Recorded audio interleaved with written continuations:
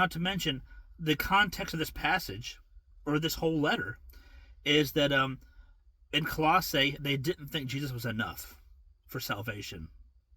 And that's why Paul had to let them know.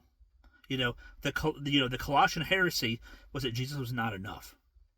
And that's why, in his letter he points out the importance of Jesus. And that's why, if you read just a little cherry pick of your 2:9 for the entire fullness, let's go to the beginning of the paragraph in verse 8.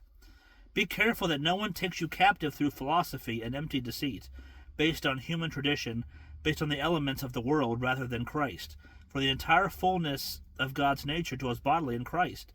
And you have been filled by him, who is the head over every ruler and authority.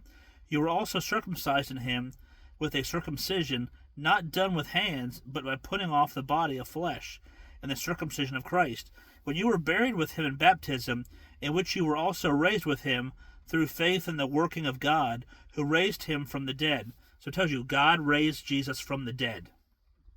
Jesus didn't raise himself. Right? So Paul's explaining to you how we're saved. Because of Christ's sacrifice for us. It even says further down, he erased, in verse 14, he erased his certificate of debt with its obligations that was against us and opposed it to us, and has taken it away by nailing it to the cross. He disarmed the rulers and authorities and disgraced them publicly.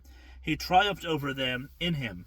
So this is Paul telling them in Colossae, Jesus is the Son. Jesus is the means of our salvation. Jesus is enough.